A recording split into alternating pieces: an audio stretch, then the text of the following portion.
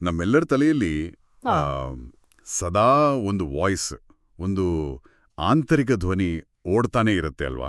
ಹೌದು, ಖಂಡಿತ. ಸುಮ್ಮನೆ ಕೂತಾಗ್ಲೋ ಅಥವಾ ಏನಾದರೂ ಕೆಲಸ ಮಾಡ್ತಿರುವಾಗ್ಲೋ ಒಂದು ಯೋಚನೆ ಬರುತ್ತೆ. ಅಯ್ಯೋ, ಆ ಪ್ರಾಜೆಕ್ಟ್ ಏನಾಗುತ್ತೋ, ಬಾಸ್ ಮುಂದೆ ಮೀಟಿಂಗ್ನಲ್ಲಿ ನಾನು ಹಾಗೆ ಮಾತಾಡಬಾರ್ದಿತ್ತು, ಅಥವಾ ನನ್ನ ಫ್ರೆಂಡ್ಸ್ ನನ್ನ ಬಗ್ಗೆನೋ ಕೆಟ್ಟದಾಗ ಅನ್ಕೋತಾ ಇದ್ದಾರೆ ಅಂತ. ಹೌದು. ಹೀಗೆ ಆ ಧ್ವನಿ ಸದಾ ಏನಾದರೂ ಒಂದು ಕಮೆಂಟ್ ಮಾಡ್ತಾ ನಮ್ಮನ್ನ ನಾವು ಜಡ್ಜ್ ಮಾಡ್ತಾ ಇರುತ್ತೆ. ಇವತ್ತು ನಮ್ಮ ಈ ಆಳವಾದ ವಿಶ್ಲೇಷಣೆಗೆ, ಅಂದ್ರೆ ಈ ಡೀಪ್ ಡೈವ್ಗೆ ಸ್ವಾಗತ. ಇವತ್ತು ನಾವು ಇದೇ ವಿಚಾರದ ಬಗ್ಗೆ ಮಾತಾಡ್ತಿದ್ದೀವಿ. ಇದು ಪ್ರತಿಯೊಬ್ಬರಿಗೂ ಕನೆಕ್ಟ್ ಆಗುವಂಥ ಟಾಪಿಕ್. ನಾವು ಸಾಮಾನ್ಯವಾಗಿ ಆ ಧ್ವನಿಯೇ ನಾವು ಅಂತ ನಾವೆಲ್ಲರೂ ಅನ್ಕೊಂಡಿದೀವಿ. ಆದ್ರೆ ಈ ವಿಚಾರದಲ್ಲಿ ನಾವಿವತ್ತು ಚರ್ಚೆ ಮಾಡ್ತಿರೋ ಮೂಲ ವಸ್ತು ಜೋಸೆಫ್ ಇಂಗ್ವಿಯನ್ ಅವರ don't believe everything you think ಅನ್ನೋ ಪುಸ್ತಕ ಒಂದು ಶಾಕಿಂಗ್ ಸತ್ಯನ ಹೇಳ್ತಿದೆ. ಎಕ್ಸಾಕ್ಟ್ಲಿ. ಈ ಆಳವಾದ ವಿಶ್ಲೇಷಣೆಗೆ ನಾವು ಇಳಿಯೋದಕ್ಕೆ ಅದೇ ಮುಖ್ಯ ಕಾರಣ. ಇಂದಿನ ನಮ್ಮ ಉದ್ದೇಶ ಏನಪ್ಪಾ ಅಂದ್ರೆ, ಮನುಷ್ಯನಿಗೆ ಆಗೋ ಮಾನಸಿಕ ಯಾತನೆಗೆ ನಮ್ಮ ಜೀವನದಲ್ಲಿ ನಡೆಯೋ ಘಟನೆಗಳಿಗಿಂತ ಆ ಘಟನೆಗಳ ಬಗ್ಗೆ ನಾವು ಮಾಡೋ ಆಲೋಚನೆಗಳೇ ಹೇಗೆ ಕಾರಣ ಅನ್ನೋದನ್ನ ಬಿಡಿಸಿ ನೋಡೋದು. ಹೌದು. ಜೊತೆಗೆ ನಮ್ಮ ಆಲೋಚನೆಗಳನ್ನು ಕಂಟ್ರೋಲ್ ಮಾಡೋ ಬದಲು ಅವುಗಳನ್ನು ಅರ್ಥ ಮಾಡಿಕೊಂಡು ಹೇಗೆ ನೆಮ್ಮದಿ ಕಂಡುಕೊಳ್ಬೋದು ಅಂತ ಹುಡುಕೋದು. ಖಂಡಿತ. ಇಲ್ಲಿ ನಾವು ಗಮನಿಸಬೇಕಾದ ಅತ್ಯಂತ ಕ್ರಾಂತಿಕಾರಿ ವಿಚಾರ ಅಂದ್ರೆ ಒಂದು ದೊಡ್ಡ ಮೈಂಡ್ಸೆಟ್ ಶಿಫ್ಟ್ ಏನಂದ್ರೆ, ನಾವು ನಮ್ಮ ಆಲೋಚನೆಗಳಲ್ಲ ಅನ್ನೋದು. ನಾವು ನಮ್ಮ ಆಲೋಚನೆಗಳಲ್ಲ. ಹೌದು. You are not your thoughts ಅಂತಾರೆ ಲೇಖಕರು. ನಮ್ಮ ತಲೆಯಲ್ಲಿ ಓಡುತ್ತಿರುವ ಪ್ರತಿಯೊಂದು ಆಲೋಚನೆಯೂ ನಾವೇ ಆಗಿರ್ಬೇಕಿಲ್ಲ. ಇನ್ನಷ್ಟು ಸ್ಪಷ್ಟವಾಗಿ ಹೇಳ್ಬೇಕಂದ್ರೆ, ನಮ್ಮ ಬಹುತೇಕ ಎಲ್ಲಾ ಮಾನಸಿಕ ಸಂಕಟಗಳಿಗೂ ಟೆನ್ಷನ್ಗಳಿಗೂ ಮೂಲ ಕಾರಣವೇ ಆ ಆಲೋಚನೆಗಳನ್ನ ನಾವು ಕುರುಡಾಗಿ ನಂಬುವುದು. ಹರೇ, ಇದು ನಿಜ ಅಲ್ವಾ? ನಾವು ಆಲೋಚನೆಗಳನ್ನು ನಂಬಿದಷ್ಟು ಕಷ್ಟ ಜಾಸ್ತಿ. ಪುಸ್ತಕದಲ್ಲಿ ಇದ್ರ ಬಗ್ಗೆ ಹೇಳುವಾಗ ಬಾಹ್ಯ ಘಟನೆಗಳು ನಮಗೆ ನೋವು ಕೊಡಲ್ಲ, ಬದಲಾಗಿ ಆ ಘಟನೆಗಳಿಗೆ ನಮ್ಮ ಮನಸ್ಸು ಕೊಡೋ ಅರ್ಥವೇ ನೋವಿಗೆ ಕಾರಣ. ಇದು ಕೇಳಕ್ಕೆ ಸಿಂಪಲ್ ಅನಿಸಿದ್ರೂ ತುಂಬಾನೇ ಡೀಪ್ ಆಗಿದೆ. ಹೌದು. ಇದನ್ನ ಅರ್ಥ ಮಾಡ್ಕೊಳ್ಳೋಕೆ ಪುಸ್ತಕದಲ್ಲಿರೋ ಒಂದು ಉದಾಹರಣೆ ತಗೊಳ್ಳೋಣ. ಇಬ್ರು ವ್ಯಕ್ತಿಗಳು ಎ ಮತ್ತು ಬಿ ಅಂತ ಇಟ್ಕೊಳ್ಳೋಣ. ಓಕೆ. ಇಬ್ರು ಒಂದೇ ದಿನ ಒಂದೇ ಆಫೀಸ್ನಲ್ಲಿ ತಮ್ಮ ಕೆಲ್ಸ ಕಳ್ಕೊಳ್ತಾರೆ ಅಂತ ಅಂದುಕೊಳ್ಳಿ. ಸನ್ನಿವೇಶ ಇಬ್ರಿಗೂ ಸೇಮ್. ಆದ್ರೆ ವ್ಯಕ್ತಿ ಎ ತಕ್ಷಣವೇ ಏನಂತ ಯೋಚಿಸ್ತಾನೆ? ನಾನು ಸಂಪೂರ್ಣ ನಾಶವಾದೆ, ಇನ್ನು ನನ್ನ ಜೀವನ ಮುಗಿತು, ನನಗಿನ್ನಿಂದು ಕೆಲ್ಸ ಸಿಗಲ್ಲ, ನನ್ನ EMI ಯಾರು ಕಟ್ತಾರೆ ಅಂತಲ್ವಾ? ಎಕ್ಸಾಕ್ಟ್ಲಿ. ಆ ಆಲೋಚನೆಗಳು ಶುರುವಾದ ತಕ್ಷಣ ಆ ವ್ಯಕ್ತಿ ತೀವ್ರವಾದ ಖಿನ್ನತೆಗೆ ಅಥವಾ ಡಿಪ್ರೆಷನ್ಗೆ ಜಾರ್ತಾನೆ. ಹೌದು. ಅದೇ ಸಮಯದಲ್ಲಿ ವ್ಯಕ್ತಿ ಬಿ ಕೂಡ ಅದೇ ಸನ್ನಿವೇಶದಲ್ಲಿದ್ದಾನೆ. ಅವನಿಗೂ ಬೇಸರ ಆಗುತ್ತೆ. ಆದ್ರೆ ಅವನು ಆಲೋಚಿಸ್ತಾನೆ, ಓಕೆ, ಇದು ಕಷ್ಟಕರವಾದ ಪರಿಸ್ಥಿತಿ ನಿಜ, ಆದ್ರೆ ಇದು ನನಗೆ ಬೇರೊಂದು ಕ್ಷೇತ್ರದಲ್ಲಿ ನನಗಿಷ್ಟವಾದ ಕೆಲ್ಸ ಹುಡುಕಲು ಸಿಕ್ಕಿರೋ ಒಂದು ಹೊಸ ದಾರಿಯಾಗಿರ್ಬೋದು ಅಂತ. ಗಮನಿಸಿ, ಇಲ್ಲಿ ಘಟನೆ ಒಂದೇ, ಅಂದ್ರೆ ಕೆಲ್ಸ ಹೋಗಿರೋದು ಇಬ್ಬರಿಗೂ. ಆದ್ರೆ ಆಲೋಚನೆಗಳ ಫಿಲ್ಟರ್ನಿಂದಾಗಿ ಅವರ ಅನುಭವಗಳು ಸಂಪೂರ್ಣವಾಗಿ ಬೇರೆ ಬೇರೆ ಆಗ್ತಿದೆ. ಹೌದು. ನಿಜವಾಗಿ ನೋಡಿದ್ರೆ ನಮಗೆ ಆಗ್ತಿರೋ ಘಟನೆಗಳಿಗಿಂತ ಆ ಘಟನೆಗಳ ಬಗ್ಗೆ ನಾವು ನಮ್ಮ ತಲೆಯಲ್ಲಿ ಏನೇನೋ ಕಥೆ ಕಟ್ಕೋತೀವಲ್ಲ, ಅದೇ ನಮಗೆ ಜಾಸ್ತಿ ನೋವು ಕೊಡೋದು. ಅದೇ ಅಲ್ವಾ ವಿಪರ್ಯಾಸ. ಆ ಕಥೆ ಕಟ್ಟೋ ಫಿಲ್ಟರ್ ಬಗ್ಗೆ ನಾವು ಎಚ್ಚರದಿಂದಿರ್ಬೇಕು. ಸಾಮಾನ್ಯವಾಗಿ ನಾವು ಓದುವ ಸ್ವಸಹಾಯ ಅಥವಾ ಸೆಲ್ಫ್ ಹೆಲ್ಪ್ ಪುಸ್ತಕಗಳನ್ನ ನೀವು ನೋಡಿದ್ರೆ ಅವು ಏನ್ ಹೇಳ್ತವೆ? ನಕಾರಾತ್ಮಕ ಆಲೋಚನೆಗಳನ್ನ ಕಂಟ್ರೋಲ್ ಮಾಡಿ ಅಂತ. ಹೌದು. ನಿಮ್ಮ ನಕಾರಾತ್ಮಕ ಆಲೋಚನೆಗಳನ್ನ ಕಂಟ್ರೋಲ್ ಮಾಡಿ, ಕೆಟ್ಟ ಆಲೋಚನೆಗಳು ಬಂದಾಗ ಪಾಸಿಟಿವ್ ಆಗಿ ಯೋಚಿಸಲು ಟ್ರೈ ಮಾಡಿ ಅಂತ ಹೇಳ್ತವೆ. ಪಾಸಿಟಿವ್ ಅಫರ್ಮೇಷನ್ಸ್ ಹೇಳ್ಕೊಳ್ಳಿ ಅಂತಾನು ಹೇಳ್ತಾರೆ. ಆದ್ರೆ ಲೇಖಕರು ಇದನ್ನ ನಿಯಂತ್ರಣದ ಭ್ರಮೆ ಅಥವಾ ಇಲ್ಯೂಷನ್ ಆಫ್ ಕಂಟ್ರೋಲ್ ಅಂತ ಕರೀತಾರಲ್ವಾ? ಹೌದು. ನಮ್ಮ ಆಲೋಚನೆಗಳನ್ನ ನಿಯಂತ್ರಿಸಲು ಬಲವಂತವಾಗಿ ತಡೆಯಲು ಪ್ರಯತ್ನಿಸುವುದೇ ನಮ್ಮ ದೊಡ್ಡ ತಪ್ಪು ಅಂತಾರೆ. ಯಾಕೆಂದ್ರೆ ನಾವು ಯಾವ ಆಲೋಚನೆಯ ವಿರುದ್ಧ ಹೋರಾಡುತ್ತೇವೆಯೋ ಆ ಆಲೋಚನೆಗೆ ನಾವೇ ಶಕ್ತಿ ತುಂಬಿದಂತೆ ಆಗುತ್ತದೆ. ಇದು ಬಹಳ ಮುಖ್ಯವಾದ ಪಾಯಿಂಟ್. ಹೌದು. ಆಲೋಚನೆಗಳನ್ನ ಹತ್ತಿಕ್ಕಲು ಪ್ರಯತ್ನಿಸಿದಷ್ಟು ಅವು ಬಲಗೊಳ್ಳುತ್ತವೆ. ಇದನ್ನ ಪ್ರೂವ್ ಮಾಡೋಕ್ಕೆ ಒಂದು ಚಿಕ್ಕ ಎಕ್ಸ್ಪೆರಿಮೆಂಟ್ ಮಾಡೋಣ. ಮುಂದಿನ 5 ಸೆಕೆಂಡ್ ದಯವಿಟ್ಟು ಯಾರೂ ಕೂಡ ಒಂದು ಗುಲಾಬಿ ಬಣ್ಣದ ಆನೆ ಅಥವಾ ಪಿಂಕ್ ಎಲಿಫೆಂಟ್ ಬಗ್ಗೆ ಯೋಚಿಸಲೇಬಾರದು. ಖಂಡಿತ. ಗುಲಾಬಿ ಬಣ್ಣದ ಆನೆ ತಲೆಗೆ ಬರಲೇಬಾರದು ಅಂತ ಟ್ರೈ ಮಾಡೋಣ. ಈಗ ಎಲ್ಲರ ಕಣ್ಮುಂದೆಯೂ ಒಂದು ದೊಡ್ಡ ಗುಲಾಬಿ ಆನೆ ಬಂದು ನಿಂತಿರುತ್ತೆ. ಹೌದು ತಾನೆ? ಒಂದು ಆಲೋಚನೆಯನ್ನ ತಡಿಬೇಕು ಅಂತ ನಾವು ಮಾಡೋ ಪ್ರಯತ್ನವೇ ಆ ಆಲೋಚನೆಯನ್ನ ಮತ್ತೆ ಮತ್ತೆ ನಮ್ಮ ಮನಸ್ಸಿಗೆ ತರುತ್ತೆ. ಎಕ್ಸಾಕ್ಟ್ಲಿ. ನಾನು ಆತಂಕ ಪಡಬಾರ್ದು ಅನ್ಕೊಂಡಷ್ಟು ಆತಂಕ ಇನ್ನೂ ಜಾಸ್ತಿ ಆಗುತ್ತೆ. ಹಾಗಾಗಿ ಪರಿಹಾರ ಇರೋದು ಕಂಟ್ರೋಲ್ ಮಾಡೋದ್ರಲ್ಲ, ಬದಲಾಗಿ ಆಲೋಚನೆಗಳನ್ನ ಅರ್ಥ ಮಾಡ್ಕೊಳ್ಳೋದ್ರಲ್ಲಿ. ಈ ಗುಲಾಬಿ ಆನೆಯ ಉದಾಹರಣೆ ನಮ್ಮ ಮನಸ್ಸಿನ ಕಾರ್ಯವಿಧಾನವನ್ನ ಎಷ್ಟು ಚೆನ್ನಾಗಿ ವಿವರಿಸುತ್ತೆ ನೋಡಿ. ಈ ಕಾರ್ಯವಿಧಾನದ ಬಗ್ಗೆ ಇನ್ನಷ್ಟು ಆಳವಾಗಿ ಯೋಚಿಸಿದ್ರೆ ನಮ್ಮ ಮನಸ್ಸು ಹೀಗೆಯೇ ಏಕೆ ಕೆಲಸ ಮಾಡ್ತದೆ ಅನ್ನೋ ಪ್ರಶ್ನೆ ಬರುತ್ತೆ. ನಮ್ಮ ಮೆದುಳು ಪ್ರತಿದಿನ ಸಾವಿರಾರು ಲಕ್ಷಾಂತರ ಆಲೋಚನೆಗಳನ್ನ ಉತ್ಪಾದನೆ ಮಾಡುತ್ತೆ. ಇವುಗಳಲ್ಲಿ ಹೆಚ್ಚಿನವು ರಿಪೀಟ್ ಆಗೋ, ಭಯದಿಂದ ಕೂಡಿರೋ ಮತ್ತು ಕೇವಲ ಕಾಲ್ಪನಿಕ ಆಲೋಚನೆಗಳು. ಟೆಕ್ಸ್ಟ್ ತುಂಬಾ ಇಂಟ್ರೆಸ್ಟಿಂಗ್ ಆಗಿದೆ ಅಲ್ವಾ? ಹೌದು, ನಮ್ಮ ಮನಸ್ಸು ಆಟೋ ಪೈಲಟ್ ಮೋಡ್ನಲ್ಲಿ ಕೆಲಸ ಮಾಡ್ತದೆ. 10,000 ವರ್ಷಗಳ ಹಿಂದಿನ ಆದಿಮಾನವನ ಕಾಲದ ಬಗ್ಗೆ ಯೋಚಿಸಿ. ಓಕೆ. ಆ ಕಾಲದಲ್ಲಿ ಮನುಷ್ಯನ ಉಳಿವಿಗಾಗಿ, ಜೀವರಕ್ಷಣೆಗಾಗಿ ಈ ರೀತಿಯ ಮನಸ್ಸು ವಿಕಸನಗೊಂಡಿದೆ.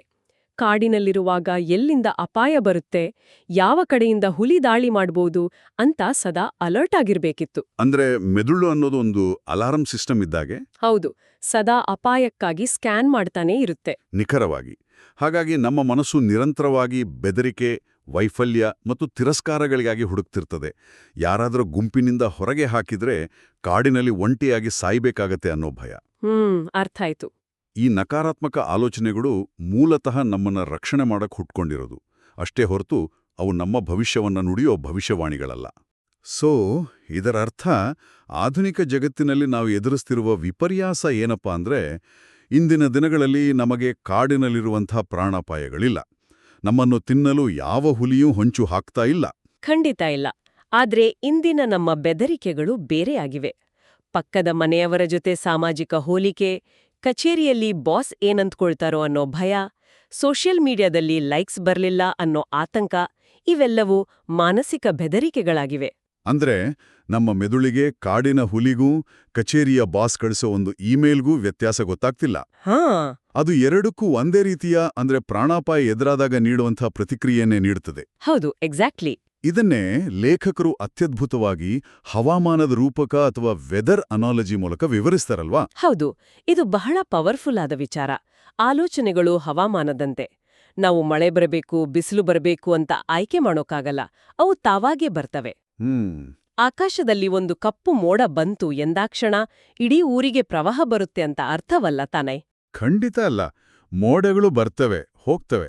ಹಾಗೆ ನಮ್ಮ ಮನಸ್ಸಿನಲ್ಲಿ ಒಂದು ನಕಾರಾತ್ಮಕ ಆಲೋಚನೆ ಮೂಡಿತು ಎಂದಾಕ್ಷಣ ಆ ಆಲೋಚನೆ ವಾಸ್ತವ ಆಗ್ಬಿಡಲ್ಲ. ನಿಜ. ಒಂದು ಕೆಟ್ಟ ಥಾಟ್ ಬಂತು ಅಂದ್ರೆ ನಾವು ಕೆಟ್ಟವರು ಅಂತನೂ ಅಲ್ಲ. ಆಲೋಚನೆ ಅನ್ನೋದು ಕೇವಲ ಒಂದು ಮಾನಸಿಕ ಘಟನೆ, ಅದು ಸತ್ಯವಲ್ಲ. ಈ ಹವಾಮಾನದ ರೂಪಕ ನಮ್ಗೆ ಒಂದು ಪ್ರಮುಖ ತಿರುವನ್ನು ಅರ್ಥ ಮಾಡ್ಕೊಳ್ಳೋಕೆ ಸಹಾಯ ಮಾಡತ್ತೆ. ಅದೇ ಅರಿವು ಅಥವಾ ಅವೇರ್ನೆಸ್ ಮತ್ತು ಆಲೋಚನೆ ಅಥವಾ ಥಾಟ್ಸ್, ಇವೆರಡರ ನಡುವಿನ ವ್ಯತ್ಯಾಸ. ಓಕೆ. ನಮ್ಮಲ್ಲಿ ಅರಿವು ಇದೆ ಮತ್ತು ನಮ್ಮಲ್ಲಿ ಆಲೋಚನೆಗಳಿವೆ. ಈ ಎರಡೂ ಒಂದೇ ಅಲ್ಲ. ಒಂದ್ ನಿಮಿಷ, ಇದನ್ನು ಸ್ವಲ್ಪ ಬಿಡಿಸಿ ಹೇಳಿ. ಅರಿವು ಮತ್ತು ಆಲೋಚನೆ ಬೇರೆ ಬೇರೆ ಅಂತ ಹೇಗ್ ಗುರ್ತಿಸೋದು? ನಾವು ನಮ್ಮ ತಲೆಯಲ್ಲಿ ಬರುವೊಂದು ಆಲೋಚನೆಯನ್ನ, ಓ ನನ್ಗೀ ಥಾಟ್ ಬರ್ತಿದೆ ಅಂತ ಗಮನಿಸಲು ಸಾಧ್ಯವಾದರೆ, ಆ ಗಮನಿಸ್ತಿರೋ ವ್ಯಕ್ತಿಯೇ ಬೇರೆ, ಆ ಆಲೋಚನೆಯೇ ಬೇರೆ ಅಲ್ವಾ? ಓಹ್ ಹೌದು. ಆ ಆಲೋಚನೆ ನಾವಲ್ಲ ಅಂತ ಅಲ್ಲೇ ಪ್ರೂವ್ ಆಗತ್ತೆ. ಇದೊಂದು ಸಣ್ಣ ದೃಷ್ಟಿಕೋನದ ಬದಲಾವಣೆ ಆದರೂ ಇದು ತರುವ ಎಫೆಕ್ಟ್ ತುಂಬಾ ದೊಡ್ಡದು. ಅರ್ಥ ಆಯ್ತು. ಉದಾಹರಣೆಗೆ, ನಾನು ಆತಂಕಗೊಂಡಿದ್ದೇನೆ ಅಂತ ಹೇಳ್ಕೊಳ್ಳೋದಕ್ಕೂ ನನ್ನಲ್ಲಿ ಆತಂಕದ ಒಂದು ಆಲೋಚನೆ ಹುಟ್ಟುತ್ತಿದೆ ಅಂತ ಹೇಳ್ಕೊಳ್ಳೋದಕ್ಕೂ ಇರೋ ಸೂಕ್ಷ್ಮ ವ್ಯತ್ಯಾಸ. ನಿಖರವಾಗಿ. ನಾನು ಆತಂಕಗೊಂಡಿದ್ದೇನೆ ಅಂದಾಗ ನಾವು ಆ ಫೀಲಿಂಗ್ ಜೊತೆ ನಮ್ಮನ್ನ ಕಂಪ್ಲೀಟಾಗಿ ಅಟ್ಯಾಚ್ ಮಾಡ್ಕೊಂಡಿರ್ತೀವಿ. ನಾನು ಮತ್ತು ಆತಂಕ ಒಂದೇ ಆಗ್ಬಿಡುತ್ತೆ. ಹೌದು. ಆದ್ರೆ ಆತಂಕದ ಆಲೋಚನೆ ಬರುತ್ತಿದೆ ಅಂತ ನಾವು ಹೇಳಿದಾಗ ಆ ಆಲೋಚನೆಗೂ ನಮಗೂ ನಡುವೆ ಒಂದು ಅಂತರ, ಒಂದು ಸ್ಪೇಸ್ ಸೃಷ್ಟಿಯಾಗ್ತದೆ. ನಾವು ಕೇವಲ ವೀಕ್ಷಕರಾಗ್ತೇವೆ. ಆ ಸ್ಪೇಸ್ ಸೃಷ್ಟಿಯಾದಾಗ ಆಲೋಚನೆ ತನ್ನ ನಿಯಂತ್ರಣದ ಶಕ್ತಿಯನ್ನ ಕಳೆದುಕೊಳ್ಳುತ್ತೆ. ಅದು ಕೇವಲ ಒಂದು ಮೋಡದ ತರ ಪಾಸ್ ಆಗಿ ಹೋಗುತ್ತೆ. ಇದೇ ಅಂತರದ ಬಗ್ಗೆ ಯೋಚಿಸುವಾಗ ನನಗೆ ನೋವು ಮತ್ತು ಯಾತನೆಯ ನಡುವಿನ ವಿಚಾರ, ಅಂದ್ರೆ ಪೇನ್ ವರ್ಸಸ್ ಸಫರಿಂಗ್ ಕಾನ್ಸೆಪ್ಟ್ ಬಹಳ ಆಪ್ತವೆನಿಸ್ತು. ಹೌದು, ಇದು ಬಹಳ ಮುಖ್ಯವಾದ ಕಾನ್ಸೆಪ್ಟ್. ಭಾವನಾತ್ಮಕ ನೋವು ಅಂದ್ರೆ ಯಾರನ್ನಾದ್ರೂ ಕಳೆದುಕೊಂಡಾಗ ಆಗುವ ದುಃಖ, ನಿರಾಶೆ, ದೈಹಿಕ ತೊಂದರೆ, ಇವೆಲ್ಲವೂ ಮನುಷ್ಯನಿಗೆ ಕಾಮನ್. ಅವು ಜೀವನದ ಒಂದು ಭಾಗ. ನಿಜ, ನೋವು ಅನ್ನೋದು ಅನಿವಾರ್ಯ. ಆದರೆ ಮಾನಸಿಕ ಯಾತನೆ ಅಂದ್ರೆ ಸಫರಿಂಗ್, ಅದು ನಾವು ಮಾಡ್ಕೊಳ್ಳೋ ಆಯ್ಕೆ. ನಮ್ಮ ಆಯ್ಕೆನಾ? ಹೌದು. ಆ ನೋವಿನ ಬಗ್ಗೆ ಮತ್ತೆ ಮತ್ತೆ ಯೋಚಿಸುವುದು, ಕಥೆ ಕಟ್ಟುವುದು, ಭವಿಷ್ಯದಲ್ಲಿ ಏನಾಗಬಹುದು ಅಂತ ಭಯಪಡುವುದು, ಇದನ್ನ ನಮ್ಮ ಆಲೋಚನೆಗಳೇ ಸೃಷ್ಟಿಸುತ್ತವೆ. ಅಂದ್ರೆ ನೋವು ಘಟಿಸುತ್ತೆ, ಆದ್ರೆ ಯಾತನೆಯನ್ನ ನಾವು ಬಿಲ್ಡ್ ಮಾಡ್ತೀವಿ. ಇದನ್ನ ಇನ್ನಷ್ಟು ಸ್ಪಷ್ಟಪಡಿಸಲು ಎದೆಯ ಬಿಗಿತದ ಉದಾಹರಣೆ, ಆ ಚೆಸ್ಟ್ ಟೈಟ್ನೆಸ್ ಎಕ್ಸಾಂಪಲ್ ಬಹಳ ಸೂಕ್ತವಾಗಿರುವಲ್ವಾ? ಖಂಡಿತ. ಕೆಲವೊಮ್ಮೆ ನಮಗೆ ಎದೆಯಲ್ಲಿ ಸ್ವಲ್ಪ ಬಿಗಿತವಾದಂಥ ಫೀಲ್ ಆಗುತ್ತೆ. ಆ ಕ್ಷಣದಲ್ಲಿ ಆಲೋಚನೆ ಇಲ್ಲದೆ ಕೇವಲ ಅದನ್ನ ಗಮನಿಸಿದರೆ ಅದು ಕೇವಲ ಒಂದು ದೈಹಿಕ ಸಂವೇದನೆ ಅಥವಾ ಫಿಸಿಕಲ್ ಸೆನ್ಸೇಷನ್ ಮಾತ್ರ. ಎದೆ ಸ್ವಲ್ಪ ಭಾರವಾಗಿದೆ ಅಷ್ಟೇ. ಆದ್ರೆ ನಮ್ಮ ಮನಸ್ಸು ಸುಮ್ನಿರತ್ತಾ? ಅದು ತಕ್ಷಣವೇ ಓವರ್ ಟೈಮ್ ಮಾಡಕ್ ಶುರು ಮಾಡುತ್ತೆ. ಅಯ್ಯೋ, ಏನಾದ್ರೂ ದೊಡ್ಡ ಸಮಸ್ಯೆ ಇದ್ರೆ ಇದು ಹಾರ್ಟ್ ಅಟ್ಯಾಕ್ ಇರ್ಬೋದಾ? ಹೌದು. ಆಸ್ಪತ್ರೆಗೆ ಯಾರು ಕರ್ಕೊಂಡು ಹೋಗ್ತಾರೆ? ನನ್ನಿಂದ ಇದನ್ನ ಎದುರಿಸಲು ಸಾಧ್ಯವಾಗದಿದ್ದರೆ ನನ್ನ ಕುಟುಂಬದ ಗತಿ ಏನು? ನನ್ನ ಬ್ಯಾಂಕ್ ಬ್ಯಾಲೆನ್ಸ್ ಎಷ್ಟಿದೆ ಅಂತ 100 ಪ್ರಶ್ನೆಗಳು. ನೋಡಿ, ಕೇವಲ ಒಂದು ಸಣ್ಣ ದೈಹಿಕ ಸಂವೇದನೆಯು ಈಗ ಆಲೋಚನೆಗಳ ಸೇರ್ಪಡೆಯಿಂದಾಗಿ ತೀವ್ರವಾದ ಪ್ಯಾನಿಕ್ ಅಟ್ಯಾಕ್ ಆಗಿ ಬದಲಾಗುತ್ತೆ. ಹೌದು, ನಿಜ. ವಾಸ್ತವದಲ್ಲಿ ಆ ಪ್ರಸ್ತುತ ಕ್ಷಣವು ಯಾವಾಗಲೂ ನಿಭಾಯಿಸಬಲ್ಲದ್ದಾಗಿಯೇ ಇರ್ತದೆ. ಆದ್ರೆ ಭವಿಷ್ಯದ ಬಗ್ಗೆ, ಏನಾಗಬಹುದೋ ಎನ್ನುವ ಬಗ್ಗೆ ನಾವು ಮಾಡೋ ನಿರಂತರ ಆಲೋಚನೆಗಳೇ ನಮ್ಮನ್ನ ಮಾನಸಿಕವಾಗಿ ಕುಗ್ಗಿಸ್ತವೆ. ಪ್ರಸ್ತುತ ಕ್ಷಣ ಅಂದ್ರೆ ಪ್ರೆಸೆಂಟ್ ಮೂಮೆಂಟ್ ಯಾವಾಗಲೂ ತಟಸ್ಥವಾಗಿರುತ್ತೆ, ನ್ಯೂಟ್ರಲ್ ಆಗಿರುತ್ತೆ. ನಾವದಕ್ಕೆ ಕಥೆಗಳನ್ನ ಸೇರಿಸಿ ಕಾಂಪ್ಲೆಕ್ಸ್ ಮಾಡ್ತೀವಿ. ಎಕ್ಸಾಕ್ಟ್ಲಿ.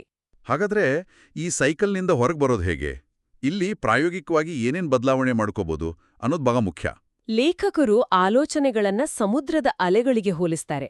ಸಮುದ್ರದಲ್ಲಿ ಅಲೆಗಳು ಬರೋದು ಎಷ್ಟು ಸಹಜವೋ, ಮನಸ್ಸಿನಲ್ಲಿ ಆಲೋಚನೆಗಳು ಬರೋದು ಅಷ್ಟೇ ಸಹಜ. ನಾವು ಆಲೋಚನೆಗಳನ್ನ ಸರಿಪಡಿಸುವ, ರಿಪೇರಿ ಮಾಡೋ ಅವಶ್ಯಕತೆ ಇಲ್ಲ. ಅವು ಅಲೆಗಳಂತೆ ಏಳ್ತವೆ ಮತ್ತು ಬೀಳ್ತವೆ. ನಾವು ಸಮುದ್ರಕ್ಕಿಳಿದಾಗ ಬರೋ ಪ್ರತಿ ಅಲೆಯ ವಿರುದ್ಧ ಹೋರಾಡಲು ನಿಂತ್ರೆ ನಾವು ಸುಸ್ತಾಗಿ ಮುಳುಗೋದು ಗ್ಯಾರಂಟಿ. ಆದ್ರೆ ಆ ಅಲೆಗಳ ಜೊತೆ ಈಜಲ್ ಕಲಿತ್ರೆ ಅಥವಾ ಅಲೆಗಳ ವಿರುದ್ಧ ಹೋರಾಡೋದನ್ನ ನಿಲ್ಸಿ ಸುಮ್ನೆ ತೇಲಿದ್ರೆ ಮುಳುಗೋ ತಪ್ಸದಲ್ವಾ? ಎಕ್ಸಾಕ್ಟ್ಲಿ. ನಾವು ಪ್ರತಿಯೊಂದನ್ನು ಪರ್ಫೆಕ್ಟ್ ಆಗಿ ಯೋಚಿಸ್ಬೇಕು ಅನ್ನೋದಕ್ಕಿಂತ ಹಗುರವಾಗಿ ಯೋಚಿಸೋದನ್ನ ಕಲಿಯೋದು ನಮಗೆ ನಿಜವಾದ ಫ್ರೀಡಂ ಕೊಡುತ್ತೆ. ಹೌದು. ಅದೇ ಈ ಹಗುರವಾದ ಯೋಚನೆಗೆ ಅಡ್ಡಿಯಾಗೋದೇ ನಮ್ಮ ಅಹಂಕಾರ ಮತ್ತು ನಮ್ಮ ಐಡೆಂಟಿಟಿ. ನಮ್ಮ ಈಗೋ. ಇದು ಬಹಳ ದೊಡ್ಡ ವಿಲನ್ ಅಲ್ವಾ ನಮ್ಮೊಳಗಡೆ? ಹೌದು. ನಮ್ಮ ಹೆಚ್ಚಿನ ಆಲೋಚನೆಗಳ ಮೂಲವನ್ನ ಕೆದಕಿದ್ರೆ ಅವು ನಾನು ನನ್ನನ್ನು ಸಾಬೀತುಪಡಿಸಬೇಕು, ನಾನ್ ಯಾವತ್ತೂ ಸೋಲ್ಬಾರ್ದು, ನಾನು ಇತರರಿಗಿಂತ ಉತ್ತಮವಾಗಿರಬೇಕು ಅಥವಾ ಜನ ನನ್ನನ್ನು ಮೆಚ್ಚಬೇಕು ಅನ್ನೋ ಅಹಂಕಾರದ ಸುತ್ತ ಸುತ್ತುತ್ತಿರ್ತವೆ. ಅಹಂಕಾರ ಯಾವಾಗ್ಲೂ ಪರ್ಮನೆನ್ಸ್ ಅಥವಾ ಶಾಶ್ವತತೆಯನ್ನ ಬಯಸುತ್ತೆ. ಜೊತೆಗೆ ಪ್ರತಿಯೊಂದರ ಮೇಲೂ ಕಂಟ್ರೋಲ್ ಇರಬೇಕು ಅಂತ ಅನ್ಕೊಳ್ಳುತ್ತೆ. ಆದ್ರೆ ರಿಯಾಲಿಟಿ ಏನಪ್ಪಾ ಅಂದ್ರೆ ಜೀವನವು ಸದಾ ಅನ್ಸರ್ಟನ್. ಹಾಗಾಗಿ ಅಹಂಕಾರವು ನಿಯಂತ್ರಣ ಸಾಧಿಸಲು ಹೋದಾಗೆಲ್ಲ ಅದು ಸಾಧ್ಯವಾಗದೇ ಇದ್ದಾಗ ಭಯ ಮತ್ತು ಆತಂಕ ಜಾಸ್ತಿಯಾಗುತ್ತೆ. ನಿಜ.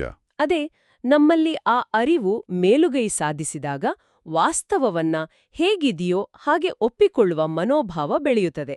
ಆಗ ಅಲ್ಲಿ ಶಾಂತಿ ಅಥವಾ ನೆಮ್ಮದಿ ಮರಳುತ್ತದೆ. ಅಂದ್ರೆ ನಾವು ಸುಮ್ಮನೆ ಕೂರ್ಬೇಕು, ಯಾವುದೇ ಗುರಿ ಹೊಂದಿರಬಾರ್ದು, ಸನ್ಯಾಸಿ ಆಗ್ಬೇಕು ಅಂತಲ್ಲ. ಖಂಡಿತ ಅಲ್ಲ. ನಾವು ಕೆಲ್ಸ ಮಾಡ್ಬೋದು, ಗುರಿ ಮುಟ್ಟಬಹುದು, ಆದ್ರೆ ಆಲೋಚನೆಗಳ ಗುಲಾಮರಾಗದೆ. ಇದನ್ನ ದೈನಂದಿನ ಜೀವನದಲ್ಲಿ ಅಳವಡಿಸಿಕೊಳ್ಳಕ್ಕೆ ಪುಸ್ತಕದಲ್ಲಿ ಕೆಲವು ಅದ್ಭುತವಾದ ಪ್ರಾಕ್ಟಿಕಲ್ ಟಿಪ್ಸ್ ಕೊಟ್ಟಿದ್ದಾರೆ. ಮೊದಲನೇದಾಗಿ, ಬರುವ ಆಲೋಚನೆಗರನ್ನ ಇದು ಒಳ್ಳೆಯ ಆಲೋಚನೆ, ಇದು ಕೆಟ್ಟ ಆಲೋಚನೆ ಅಂತ ಲೇಬಲ್ ಮಾಡದೆ ಕೇವಲ ಗಮನಿಸುವುದು, ಜಸ್ಟ್ ಅಬ್ಸರ್ವ್ ಮಾಡೋದು. ಹೌದು. ಎರಡನೆಯದಾಗಿ, ಒಂದು ಬಲವಾದ ನಕಾರಾತ್ಮಕ ಆಲೋಚನೆ ಬಂದಾಗ ಬಹಳ ಮೃದುವಾಗಿ ನಮ್ಮನ್ನ ನಾವೇ ಪ್ರಶ್ನೆ ಮಾಡ್ಕೋಬೇಕು. ಈ ಆಲೋಚನೆ ಸಂಪೂರ್ಣವಾಗಿ ಸತ್ಯವೇ? ಇದಕ್ಕೆ ನನ್ನ ಬಳಿ ಸಾಕ್ಷಿ ಇದೆಯಾ ಅಂತ. ಮೂರನೇದಾಗಿ, ನಾವು ಮತ್ತೆ ಮತ್ತೆ ಒಂದೇ ರೀತಿಯ ಥಾಟ್ ಲೂಪ್ಗೆ, ಆಲೋಚನಾ ಸುಳಿಗೆ ಸಿಲುಕುತ್ತಿರುವುದನ್ನು ಗುರ್ತಿಸುವುದು. ಓ, ನಾನು ಮತ್ತೆ ಅದೇ ಹಳೆ ವಿಚಾರ ಯೋಚಿಸ್ತಾ ಇದ್ದೀನಿ ಅಂತ ನಮಗೆ ನಾವೇ ಹೇಳ್ಕೊಳ್ಳೋದು. ಮತ್ತು ಕೊನೆಯದಾಗಿ, ಅತಿಯಾದ ಆಲೋಚನೆಗಳು ಅಂದ್ರೆ ಓವರ್ ಥಿಂಕಿಂಗ್ ಶುರುವಾದಾಗ ನಮ್ಮ ಗಮನವನ್ನ ಪ್ರಸ್ತುತ ಸಂವೇದನೆಗಳ ಕಡೆಗೆ ತರೋದು. ಓಕೆ. ಅಂದ್ರೆ ನಮ್ಮ ಉಸಿರಾಟದ ಕಡೆ ಗಮನ ಕೊಡೋದು, ನಮ್ಮ ಸುತ್ತಮುತ್ತಲಿನ ಶಬ್ದಗಳನ್ನ ಕೇಳೋದು, ಅಥವಾ ನಾವು ಕೂತಿರೋ ಕುರ್ಚಿಯ ಸ್ಪರ್ಶದ ಕಡೆಗೆ ಗಮನ ಹರಿಸೋದು. ಇವು ಆಲೋಚನೆಗಳನ್ನ ಮ್ಯಾಜಿಕ್ ತರ ಇಲ್ಲವಾಗಿಸೋದಿಲ್ಲ, ಆದರೆ ಆಲೋಚನೆಗಳ ಮೇಲಿನ ನಮ್ಮ ಅವಲಂಬನೆಯನ್ನ, ಆ ಅಟ್ಯಾಚ್ಮೆಂಟ್ ಅನ್ನು ಖಂಡಿತ ಕಡಿಮೆ ಮಾಡ್ತವೆ. ಹೌದು, ಖಂಡಿತ. ಈ ಪ್ರಾಕ್ಟೀಸ್ ಮಾಡ್ತಾ ಹೋದ್ರೆ ಒಂದು ವಿಚಾರದ ಬಗ್ಗೆ ತುಂಬ ಸ್ಪಷ್ಟತೆ ಸಿಗುತ್ತೆ ಅಂತಾರೆ. ಅದನ್ನೇ ಸಂತೋಷದ ವಿರೋಧಾಭಾಸ ಅಥವಾ ಪ್ಯಾರಾಡಾಕ್ಸ್ ಆಫ್ ಹ್ಯಾಪಿನೆಸ್ ಅಂತ ಕರೆಯೋದು. ಇದನ್ನ ಸ್ವಲ್ಪ ಅರ್ಥ ಮಾಡಿಸ್ಬೋದಾ? ಖಂಡಿತ. ನಾವು ಸಾಮಾನ್ಯವಾಗಿ ಏನನ್ಕೋತೀವಿ ಅಂದ್ರೆ ಸಂತೋಷವನ್ನ ಏನನ್ನಾದ್ರೂ ಸಾಧಿಸಿ ಹೊಸದಾಗಿ ಸೃಷ್ಟಿಸ್ಬೇಕು ಅಂತ.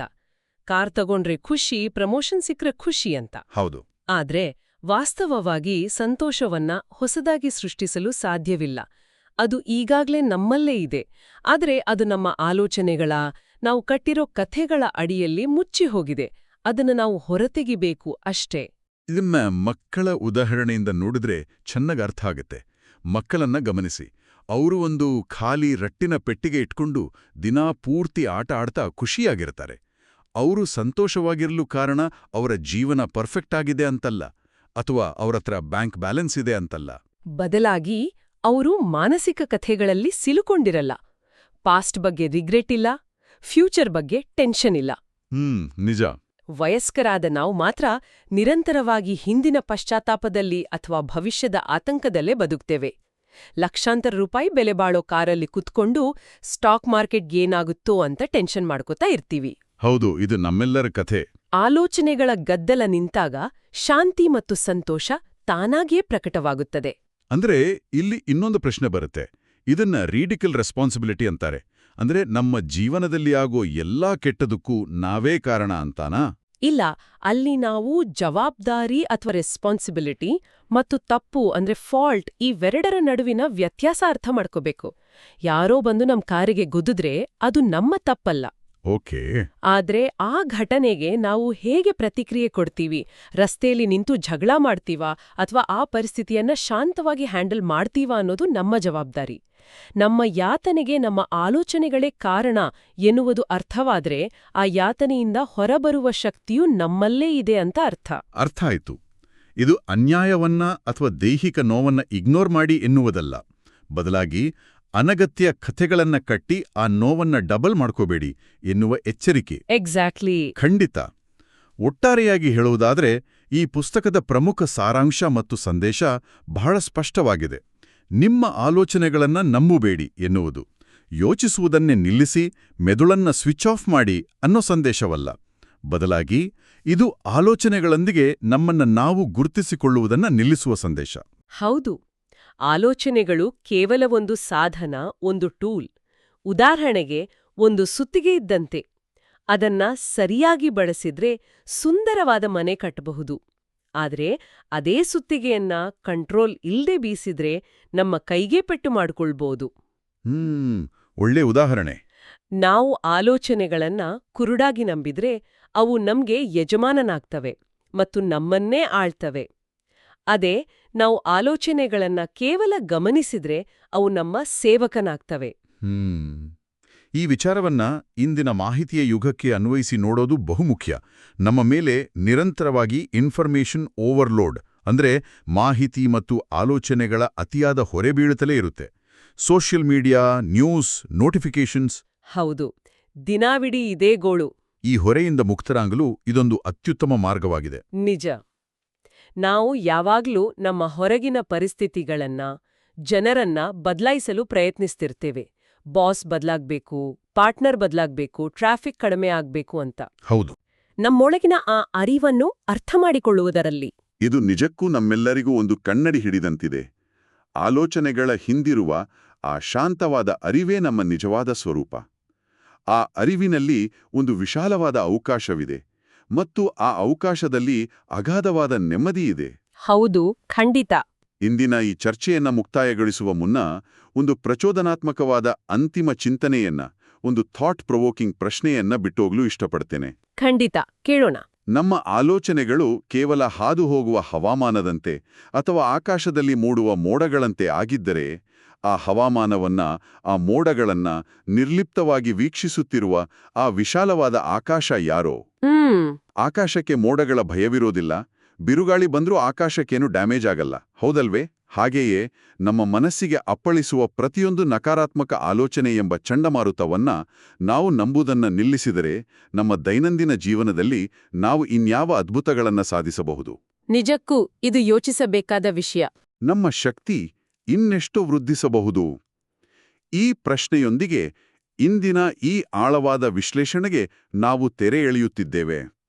ಆಲೋಚನೆಗಳಾಚೆಗಿನ ಆ ವಿಶಾಲ ಆಕಾಶ ನಮ್ಮದಾಗಲಿ. ಶುಭವಾಗಲಿ.